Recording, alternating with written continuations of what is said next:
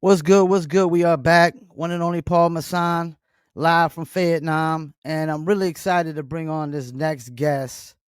Helen from the Bronx, New York, has one of the most unique voices in hip hop. Very gritty voice. Um, four solo projects under his belt. And some of y'all might know him as 9 or Nine. So let's bring him on, the one and only Nine. Nine, how you doing, Peace. man? How you been, man? What's good?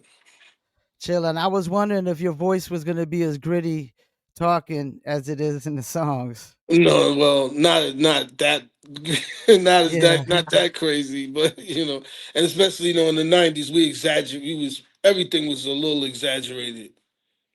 yeah. So I want to start with the voice. Like when you first started rapping, did you have the voice or did you discover it later?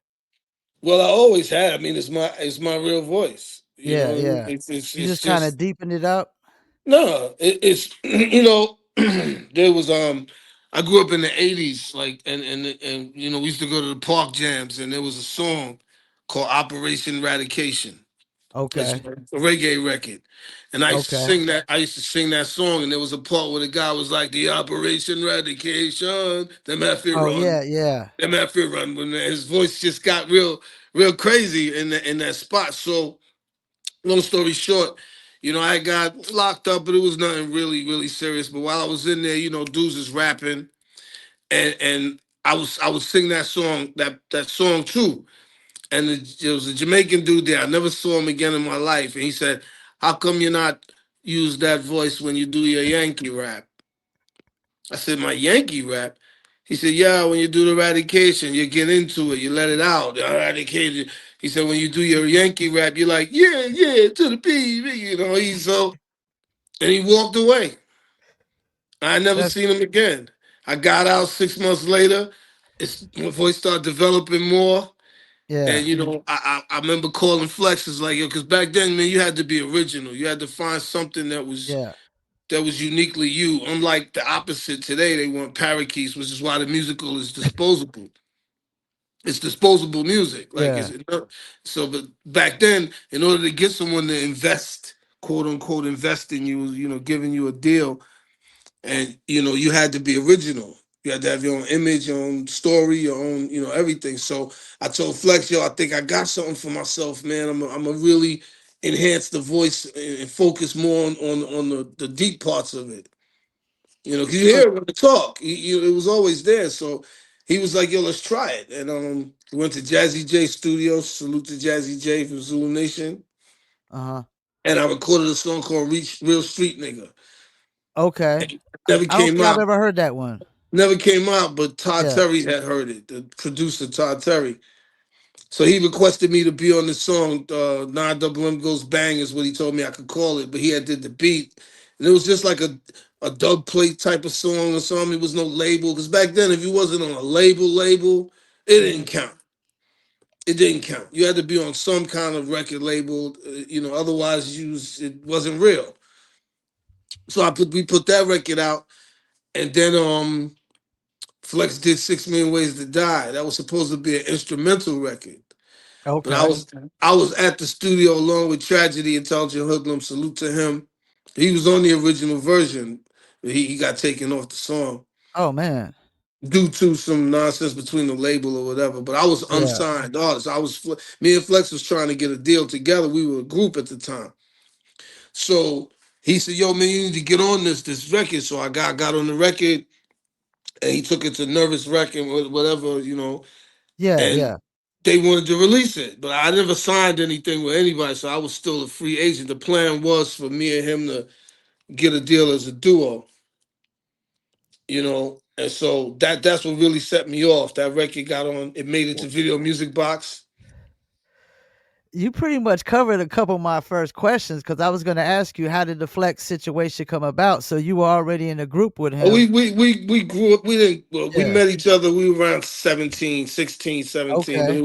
it was on some DJ shit. I heard him DJing in this dude's basement that I knew, in a private house in the Bronx, and I'm like, he was catching this beat that's almost impossible to catch. You Mm-hmm. know, he's back and forth. I'm like, yo, who is that? And he was like, yo, that's Junior. Because that's what we called him. I Uh-huh. said, oh, Rembrandt's DJ? Because he had a rapper of his own. I had met him before. I said, yo, tell him to come outside. And Flex came upstairs and I was like, yo, you remember me and whatever? And he said, yeah.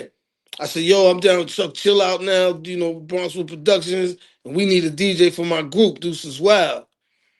So you come to the studio tomorrow. So Flex went straight from there, straight to the Mm-hmm. studio, and we did a promo song for Chuck Chill Out as in the group that I was in. So that's how me and Flex met, and that's how ever since then we was moving together, you know.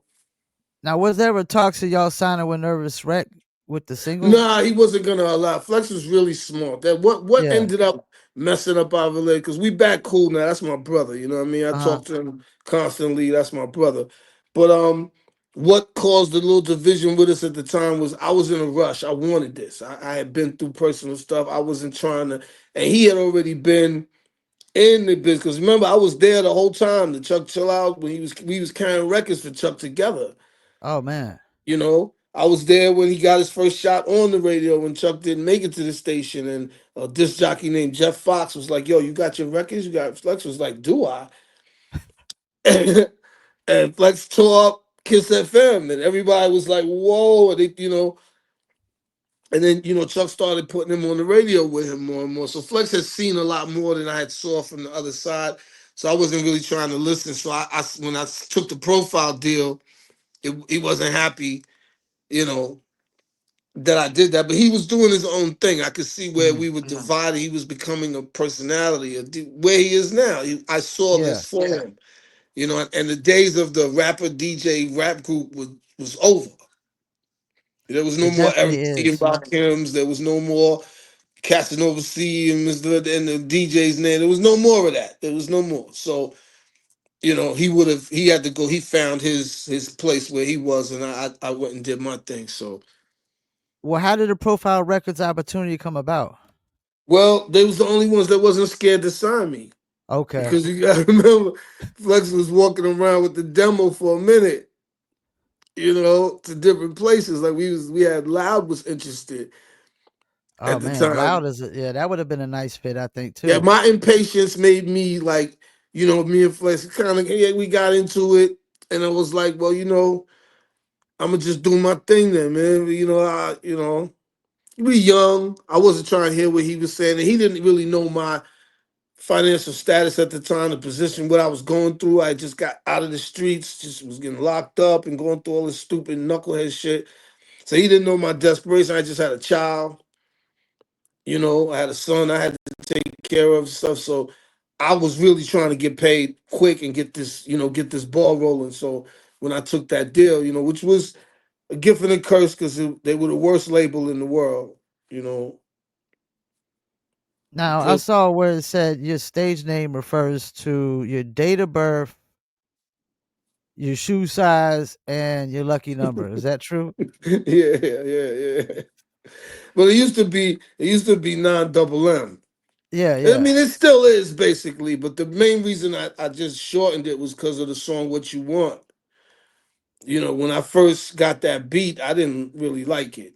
Like to be You didn't honest, like like I it? was I couldn't hear what it could be. I was Wow. I was like, because this is the era, like Wu Tang is out, niggas is coming, Yeah, everybody's beats is not listen though, beats is yeah, all crazy and stuff. So I'm like, I don't know, man, of what I could do.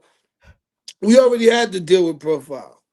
yeah, So we was trying to find. He was like, "I'm trying to find a single, man. We need a hit because we don't have the support, Bad Boy. We don't have that support." He said, "We gotta have yeah, something that's out the gate. When it come on, it's so original, it's so different. It could survive amongst the monsters that were out there already." So when he gave it to me, I went home and I started digging it. I'm drinking, I started getting into it, but I'm still talking, cursing throughout the whole record. I'm like, I get fucked if yeah. I do, get fucked if I don't. What I'm saying, Mhm. and the Uh, hook was what you want, nigga. What I'm saying? So yeah, I go to his house all excited and shit, and I'm spitting the verses, and he's looking at me going, yo, what is wrong with you? He was like, can't you hear? He said, you got it. He said, but the language, what you, I was like, so what I'm gonna say? I get damned if I do, and damned if I. He said, yes, do shit like so. I changed it, and Yeah. my name replaced what you want, nigga, so it wouldn't be what you want, 9 double M. That Yeah. wasn't gonna work. So What it's you what you want want, nine. Yeah. nine. So we went up to the label with it. I performed. I remember I spit it in the A&R's office. All I had was the cassette tape. And Special Yeah. Ed was sitting in the same room and saying, he was like, you mind? I was like, nah, I wanted Ed to hear, you know? So he put the beat on. I started spitting, and they was like, it really put the ball rolling. They was like, yo, we got to Yeah. shoot the video. We got to get this done. We got to hurry up. We got to move. Because when they heard it, they kind of knew the same thing everyone else kind of knew, especially at that time, you know. It was Well, more free.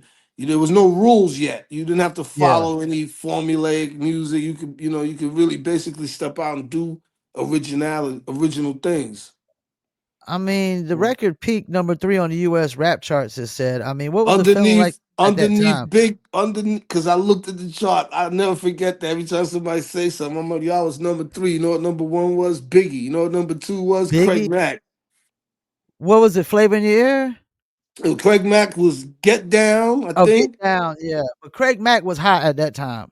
But it was still a machine. Yeah, yeah. That that machine was in full motion. You know what I mean? So that was 2 bad boy artists literally at I 1 and had 2. no budget behind me as far as that record did Damn. everything on its own. Really, I Yeah, had no. My video cost $15,000 at that time.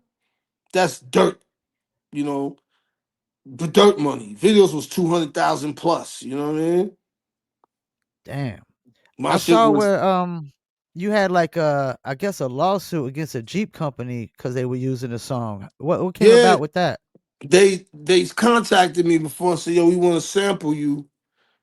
KRS had did a track and he put "Steady Bouncing in Jeeps on the New York Streets," Steady Bouncing in the song. So he was like, Yeah, "Yo, y'all gonna have to." I don't know what he did, how Chris moves, But when they contacted me, I said, "Well, nah, y'all can't sample me, but I'll come to a studio. You pay me and I'll say it over. I'll alter the line." You know what I mean? Because I'm like, I don't want that, you to use the sample. I yeah. didn't like the way it sounded because they sped it up. So it sounded Mhm. more steady bouncing in Jeeps. It sounded crazy to me. You know what I'm saying? So I was like, nah, I'm gonna come do it. So I went and did it, and they used the sample anyway, like I wasn't gonna know. So That's crazy. I got at them again, and they tried to send me some measly money, like a little 5,000. I said, nah. By that time I had done a voice commercial for Burger King, Okay. and I made like, I shit you not, man, close to 50 G's Damn. off the residuals. Was that a local or a national It commercial? was a commercial. They had a commercial called BK for you or something. And this dude was going BK. He was singing. And I was Yeah. behind him going BK. He said, for you. BK for you. That's I'm it. a That's all I damn, said. 50,000 for that. No, not up front. They gave me Yeah. 2 G's to do it, but I'm a member of ASCAP, so that's a Oh, commercial. okay, so you got some royalties It off was of it, on yeah, TV, so the checks started coming in from the money from them. Oh my God, it was crazy. So I had damn, already known what a commercial pays. yeah, So when I went and got the lawyers and got involved, they pulled it off the the air. Jeep joint, yeah, And the lawyer was telling me, "Oh, we're gonna be in court for 10 years with them." He said, damn, "You can't afford that." He said, yeah, "They took it down, no harm, no foul. You're gonna have a hard time with it too because you can't prove it damaged you in any way because nobody yeah, knew it was you." So it was a yeah. lot of, so they took it down and that was that. So I gotta ask you about this song, man. Hit 'em like this. Like, what was going on when you came up with that song? Like, what was the thought process behind that, man? Being different. It started off as a Yeah, joke. It started off as a yeah. It was challenge. definitely different, especially even at any time in hip hop. I never heard nothing like that at first. It You was did like, both voices, right? yeah, it was a challenge. You know Yeah. what I mean, dude? So you can't, because I was joking around with it. Because, it was a place off Snoop's name. He was Snoop Doggy Dog. So it Okay. was like, Okay. it was a play off Yeah. his name. Joke. It was just something I would bug out. I would just Yeah. go to the studio sometime and I would just put on beats and I would go in the booth and just do a whole bunch of crazy shit and just wow, just trying stuff. Like I was never afraid to fail, so I would try a bunch of different stuff and then take it home so I could listen to it. It wasn't for nobody else. To me, this was me as an artist trying to, I'm painting my. You ain't supposed to see this painting yet, but I'm gonna try to paint it my way until I figure out how I want to paint it. You know what I mean? Our attitudes were different. I came up different in this. I came up with legends, old school hip hop dudes would tell you, you had to be original. You had to always try to think outside the box if you wanted to survive in this shit. So we ended up recording it, and we turned it in to see what they were saying. They was like, "Yo, who's the other guy, man? We want to sign him." Said they wanted to sign him, so I kept it going. I was like, "Well, nah, I'm gonna take him somewhere else." And so they never knew. Yeah, it was definitely a fun record. You know what I'm saying? Nobody knew. I used to go online and see people saying, "Yo, Nine is doing the Froggy Part 2." And this one dude said, "No, he's not. I know Frog. He was killed in North Carolina." And then I'm reading this shit crying. I'm like I'm not laughing my ass off. Whenever I go, I always go check the comments on that song because there's always some real funny shit. People saying they know him or they hung with him. Like They say he got killed in North Carolina. that's what one comment said. It was like, "Yo, That's he was where I'm at killed." right now, North Carolina, Fayetteville, North Carolina. All right. Yeah, North Carolina used to be home for 90s hip hop until y'all got your own rappers, your own sound. Before that, Well, we don't even really everything. got our own sound though. Still, like Well, y'all got North Carolina. ain't the baby from there? Yeah, and J. Cole and Little Yeah, Brother and they and sound like New York niggas. yeah, yeah. So we No, don't no, got no like diss to we don't them. got our own sound per se. Okay, well, when the South emerged, when Atlanta and all that, they started getting booked there more. Like it was more Yeah. familiar, the accents more close, more relatable subjects that they were talking about. Now, what can you tell us about Rob Lewis and Tony Stout? Like they was your early producers. Well, I ain't got. My mama told me if you ain't got nothing good to say, don't say nothing. Oh, so you don't So got nothing good to say? Okay, we not can move about on. Rob Lewis Okay. or Tony Stark, really. You know, All right, so let's get to this next question. Your second album, I feel like it was better than the first, my me opinion. too. The first Yeah, album was the album I that I had to make. The yeah, second album was the album I wanted to make. So you see okay. the difference. It was I had to make those songs that I did. I was on Profile Records, no backing, no nothing. We had to be intelligent. I had been around this game for a long time. Andre Harrell was my first manager when I was 14 years Oh old. man, I wrote with Jekyll and Hyde. I wrote some of the stuff on their album as a kid.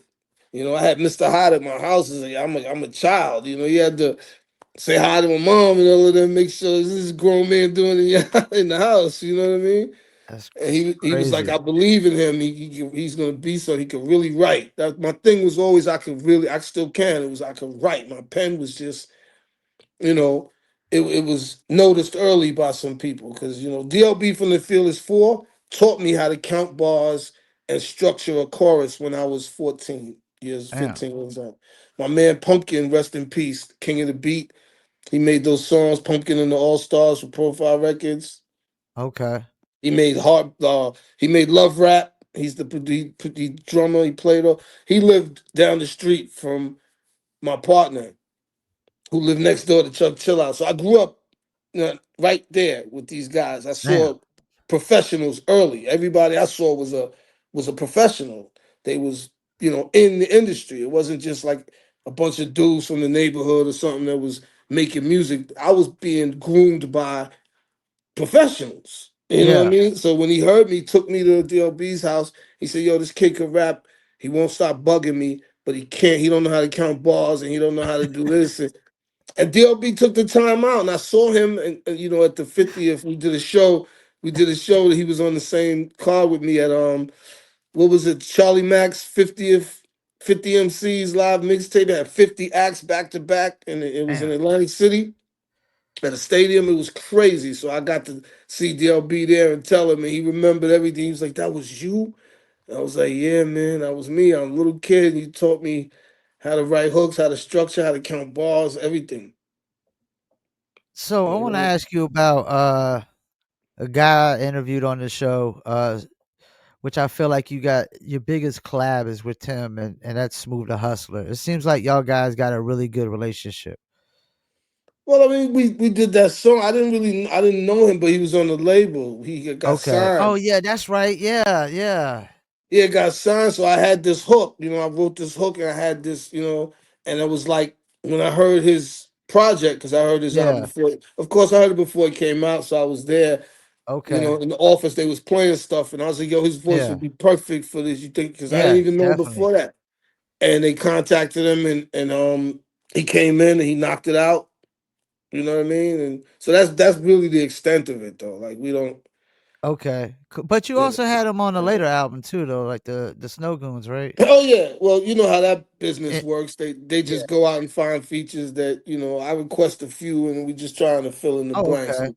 With that album, we was just trying to, I was just trying to put something out, with Snow Goons, and they came with a decent plan, decent, offer for me to, and we sat down because we had tried to do it maybe in 2013, but Mhm. my head was nowhere into trying to to do something like that, just because basically it's an overseas album.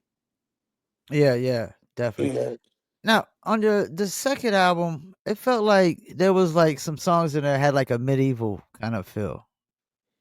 yeah, the violins and the Yeah, dun, dun, yeah, dun, dun. Yeah, we're searching for a sound, at the same yeah. time, searching for, because violins were very effective for me with What You Want, but we didn't want to do that again. You know what I mean? We didn't want to do that same And type of violin thing, so it was like, let's take it up so I can really start talking some shit and showing pockets and lyrics, and I wanted to, like I said, it was the album I wanted to make. And I'm and glad I did, because they balance each other out. It's kept me alive for quite some time. I got the What You Want type of stuff. yeah, Then I got overseas. That Cloud Nine album is like it's gospel.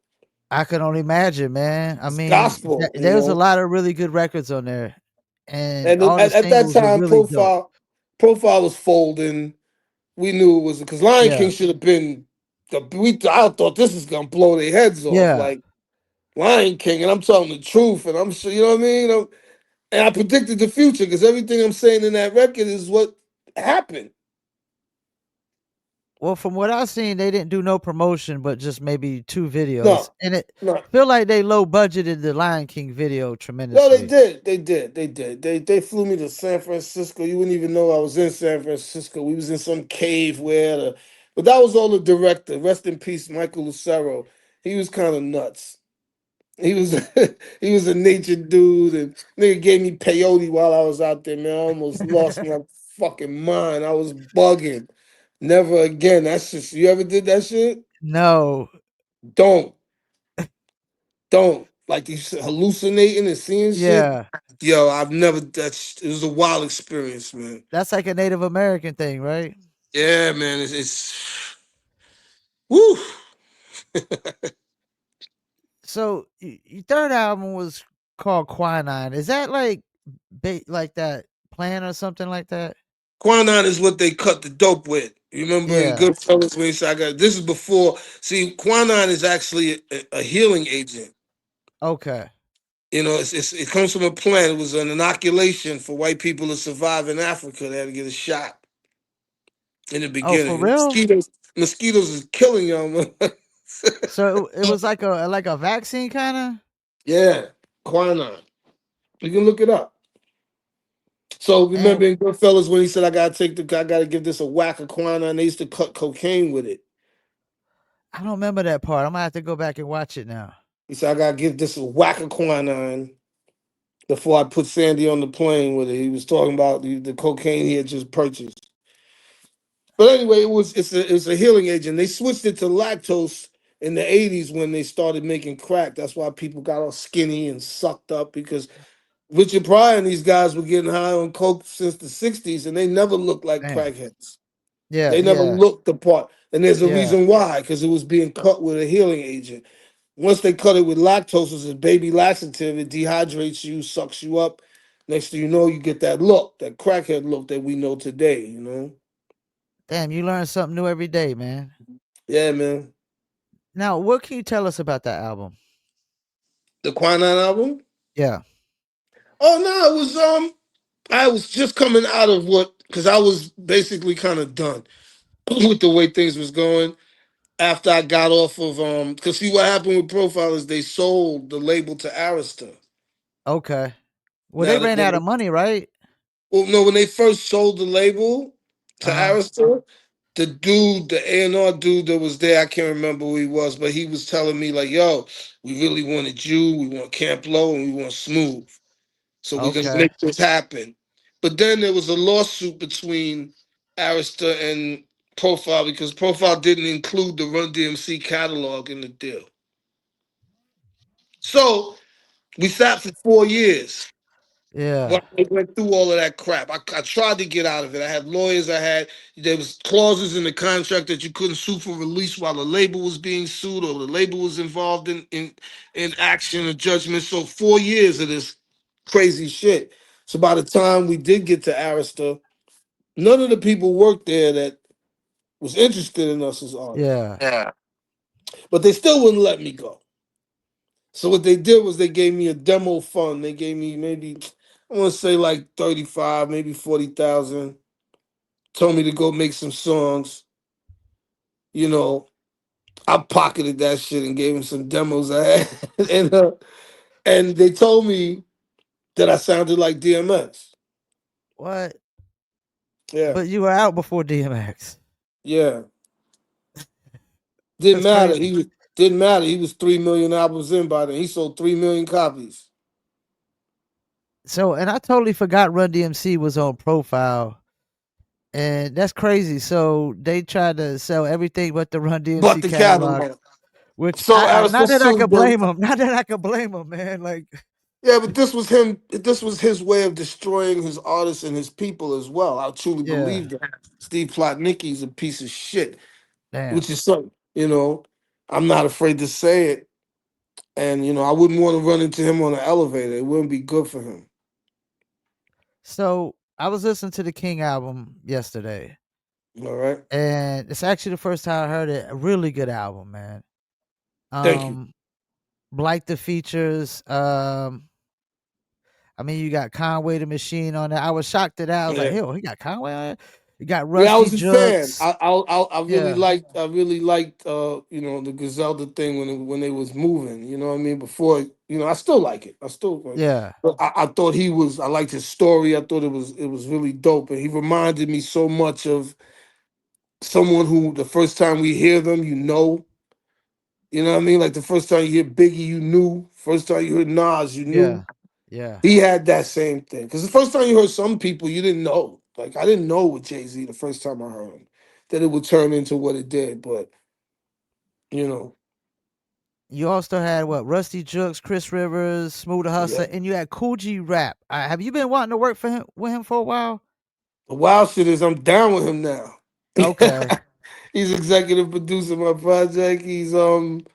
I'm on his new album that's coming out on Rock Nation. It's called Crime Audio Book. It's an amazing album. He's on Rock he's got an Nation. album on Rock Nation coming. He's on Rock Nation. I hope I'm not Wow. spoiling too much. I mean, I should have Yeah, asked him. Cause I was about to I, say I don't know if that no, is. no, it's he got Yeah. a ad for it up, and at the end of the Okay. ad it Okay. says Rock Nation. So I'm not Okay. giving anything away that he hasn't already. But we were. Funny thing is, I didn't really know him when he got on that album. They contacted him and said, "Yo," he said he'll do it. Will you do it? Like he knew who I was because I didn't know him really. I met him once or Yeah. twice, but I didn't know him. So what happened was I'm working with a producer named Nick Price who was actually producing on G Rap's album. This was years ago.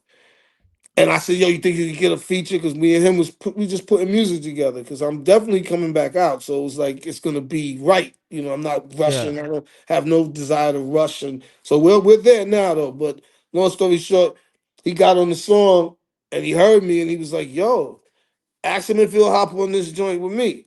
So I'm like, "Oh shit, all right, no doubt." So I jump on that record. Next thing you know, he contacts me and says, "Yo, let's click up, man. Wherever I go, you go. You down with me now. Let's move. I'm executive producer. Shit, I'm gonna get features. We're gonna help. We're gonna make this happen." He said he felt like of all the people he knew in the game, like I don't get any real recognition or respect or credit. He wants to help me change that. He hears something different. So, it's the biggest alley oop I ever could have asked for. This is an icon. This ain't a legend. This dude is an icon. You know what I mean? Well, I don't know if you know DV alias Christ, but I was on the phone with him the other day, and he was trying to like, yo, if you give me a list of cats you're trying to interview, and I told him, man, like I've been trying to get in touch with this cat Nine, man. For some reason, I've been wanting to interview this Nine forever, man. Right, right. Appreciate that. Now, have you ever had any rap beefs? No, no, no. I didn't think so. No. Even with, I want to clear something up on here too. Like I used Yeah. to get tormented when Uh huh. DMX came out. Everywhere I went to the store with my wife. We're in IKEA.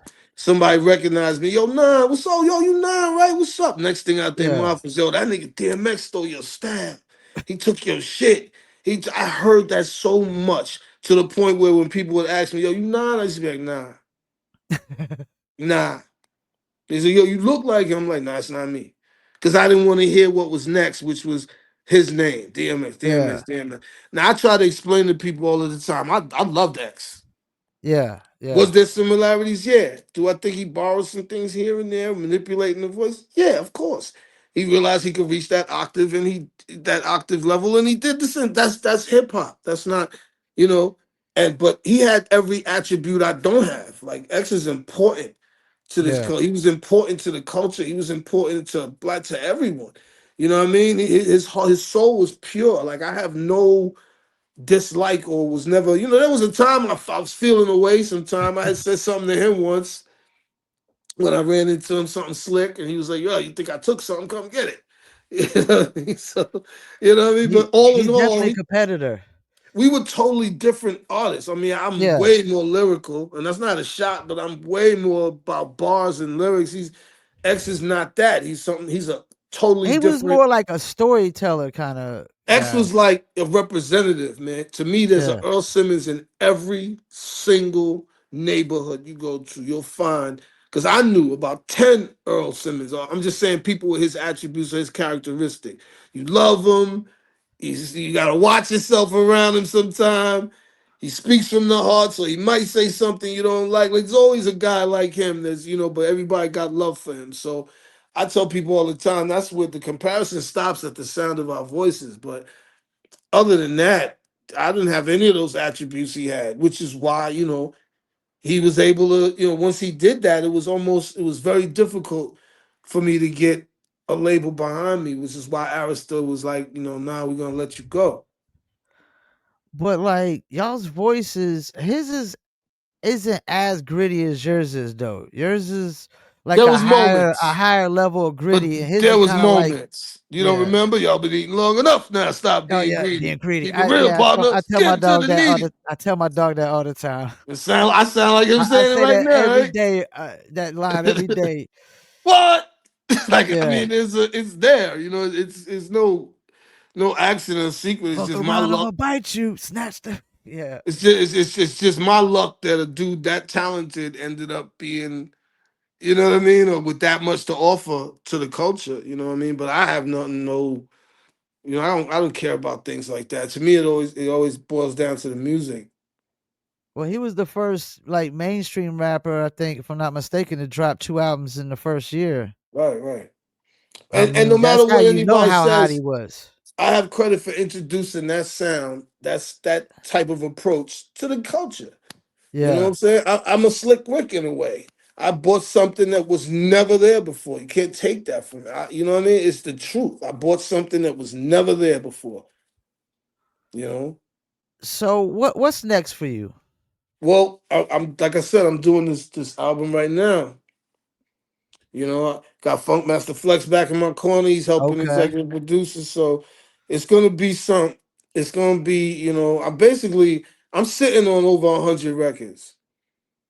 So, all Okay. we do is record. My partner, Nick Price, shout out to him, my DJ and producer. We work. He gives me, I just go over there, he puts something on, I take it home, I go back, I record it. Like we actually stopped because it was getting too redundant. So I'll take 3-month breaks, but I'm sitting on a lot of real. powerful records. I got features. I got a lot. I got G Rap on, of course. You know, so we're gonna introduce that. I'm on G Rap's album. There will be a video for the song that we did together. It was produced by Alchemist. Oh man. So yeah, I'm gonna pop out the right way. I was like, if I'm gonna come back out, a lot of people and my peers are all making music. We have to understand if we don't make this music, we're not gonna hear it. So I'm making shit because I want to hear. This is what I want to hear. I don't care about platinum stardom and watches and all that. I don't. Come on, man. We in our 50s. We don't care. We know how stupid Yeah. all of that. We know how stupid all of that shit is. We doing what we want to do, making money doing it, living comfortable, being happy, doing what you want to do with what's left of you. Especially last year this time, February, I had a stroke, Oh so man. Sorry to hear that. I know how quick shit could be. I couldn't talk, at Damn. first. It took me like over 8 hours, like 6 hours later after I was in the hospital, I was able to speak. And so I was lucky I had no permanent damage. Yeah. But I know how quick and how easy my blood pressure was all twisted and not taking care of myself properly. So now I'm in the gym, I work out, I eat right. It's a wake up call, but it also shows you how fragile life is in the demographic, the age group that we're in. Yeah. So you gotta go and just do what you love doing, man, until the lights go out. Hip hop is forever. Yeah, do you think that the hip hop 50th anniversary around that time, you think it kind of lit a fire under a lot of artists from like the 90s era?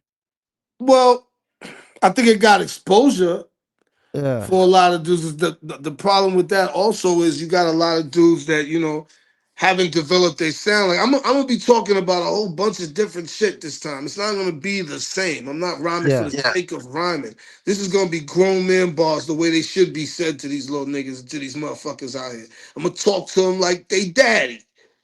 You know what I mean? I'm a spank rappers like they father. Like I'm disappointed in what you've done to my culture. I'm disappointed. It's not all complaining and stuff, but I'm talking my shit, but in the right way. Yeah. I'm not a kid. I'm not talking about selling drugs because I don't sell drugs. I haven't sold. Even when I used to sell drugs, I didn't talk about it when I got on because to me that was insane. Yeah, I never heard you say nothing about it. And I used to do it for real. Yeah. Never successful. If I made an album, it would be called the worst drug dealer ever. I broke every rule in the Ten Commandments, crack commandments. So my song would be a little different. It would be like, how not to be a drug dealer. Now, Uh, is there somebody like a producer or artist that you always want to work with that you still ain't worked with yet? mm. I mean, to be honest, man, it's about the song.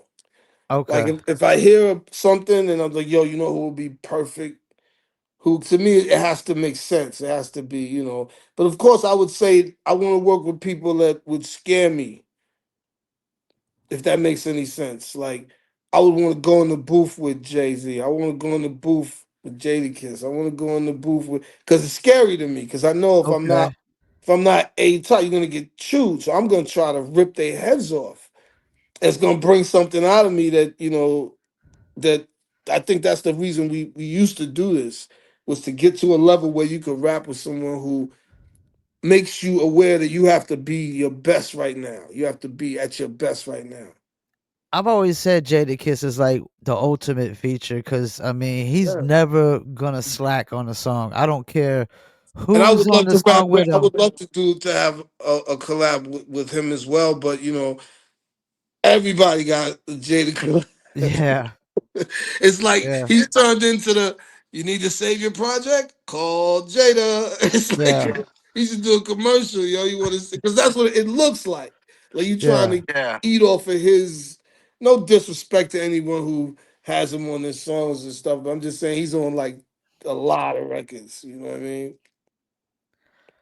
Do you pay attention to like any of these things that go on in the hip hop, like the Kendrick Lamar, Drake beef, Of or course. I mean, I'm hip hop 24/7. I mean, this is what this is it's a sub religion basically at this point. That's been my whole life since I was 14, 55. man? So it pretty much go the way you thought it would. No, I didn't think it was going to be a homicide. This is the biggest homicide we've ever seen. We've only seen five homicides in hip hop as far as Yeah. battling. Five times where people engaged and somebody died, like, and it fucked up their character, their persona, their record sales, their business, like just fucked up everything. It's only happened five times. So I think I know two of them. What's the five What do you though? think is your? Tell me what your two I is, and know I'll one say of them has got to be 50 Cent Ja Rule, right? yes, of course. Um, I want to say maybe KRS One MC Shan. Yep, you know that was the first one, Okay. So and there's been lots of battles. there's You had two Kumo more. D, There's two you more, but had I Kumo don't D know and the other L, but two. you had Kumo D and L, but nobody died. Nobody Yeah. was looked at. They still both kept their fan bases. It didn't switch up on them. But And yeah, same Ice thing with Cube, Jay Z and Nas. Nobody really yeah, died on nobody that. died. Nobody Yeah. died. Ice Cube and NWA. Ice Cube killed them. It was never the Yeah. same. He said, "Yo, I Yeah. seen you in the video with Michelle A. looking like straight bozos. I saw it Yeah. coming. That's why I went solo. It was over, and they Because never they was ended the up breaking same. up after that, a little while after that, right? Exactly. Yeah. And what's the other one? So we said Ice Cube, and so you got me messed up now. Maybe Ice it's Cube, only NWA. The first one was KRS One, MC Shan. We right. had Ja Rule and 50 Ja Rule Cent, and 50. Okay, so there's Kendrick four. and Drake, and there's There's only one. four then. Oh, There's there's only four. four. Okay. And this is the biggest one ever. He got dissed at the So Grammys. this is even worse Hold than up, Ja the Rule. Grammys, the Oscars. He got dissed at the Oscars. Dude said, "Yo, this is the part where Kendrick comes out and calls Drake a pedophile." And then he laughed, the host, and then And he the Super said, Bowl. Did you say the Super Bowl too? "That Did was you throw in the Super crazy." The Bowl? whole 10 million people watch people go A minor. Like, come on, man. Drake looked different. He sound different. 'Cause I used to, I liked his music, some of it. I took it Yeah, for what it yeah, was because I like music. I'm not just, I'm, yeah, if it's not hip hop, that's not important to me. I like yeah, yeah, good music. So I know what I make. I don't care what, and I usually like things that I don't make, that I'm not capable of doing, which is what I thought it was all about. People sharing their crafts and sharing their art. I like Future. I like Gunna. I like those dudes. I think they make great songs when I'm in the mood to hear that. It doesn't yeah, take away, doesn't take my hip hop pass away because I like you know, some of the young music is music. You know what I'm yeah, saying? I'm an artist. I'm not a thug. I'm not a street. I'm an artist. So I appreciate art. yeah. Well, I appreciate you taking time out, man. Before we go, Yeah, any shout outs you want to do? yeah, man. Salute my brothers, Fun Flex, Coogee Rap, Nick Price, Jesse West. I got Jesse West on some. Okay. I got a joint. He did a couple joints for me. So, you know, and everybody out there, man, that's trying to keep this culture alive, man, and keep it going in the way that we want to see it go. So, you know, I support all the old artists, everybody who comes out and puts out new projects, new material. I try to support it as much as I can. I listen to it, download it, purchase it, whatever, because that's the only way that it's going to resurface. Is we have to show the engine, the machine that's running things, that it's still a viable product. Which I hope one day there's adult contemporary hip hop separated from everything else, because it's not fair. That's not Yeah. even hip hop that these kids are making. It's not hip hop. So why should we have to compete with something that, well, you know, it just doesn't make sense. But we'll It's see been a what lot of happens. talk about that. And hopefully it's coming. It's coming to fruition. I got some inside news. You know, like I said, with the Rock Nation signing G Rap, giving him this project is showing that, you know, they're trying to separate the categories and look at it in a different way. So hopefully that is coming forward, and you'll hear a lot more music from people that we want to hear from. And hip hop doesn't have like the classic hip hop stations, like they got classic rock and stuff too. Right. Because it wasn't treated that way, but it's still Yeah. young. Yeah. It's still It young. is. It It's is. young. That's why when people might find it strange to see people like me still rapping or still what they call rapping. I hate being called a rapper. I'm an artist. But Yeah. still being an artist, and it's like, because there was no examples of this before us. We are the foundation. So who knew when we were all gonna stop? All those guys that used to call people old, they still rapping now. Now they, you know what I mean? Because they don't they can still do it. If you can still do Yeah. it, you can still do it. You know, it's not boxing. Yeah, I could, and I you hate know, when they say, like it's a young man's game. I feel like it might be a young it's man's game of getting on, but to stay on, it's got to be an old man's game. right, exactly. And, one thing I want to just part with this, they say it's, like what you just said, it's a young man's game. But the problem that people are having is the elder statesmen are still Uh huh. talking like children sometimes on their songs. That's where we have a problem. You can't be Yeah. 50 talking about you slinging the block and Yeah. you spin with the hammer. And I don't want to hear that shit from a grown ass man because I know you're not doing it. And if you are doing it, you stupider than anyone could possibly be. If you're 50 years old, you're on the block. Something's wrong with you.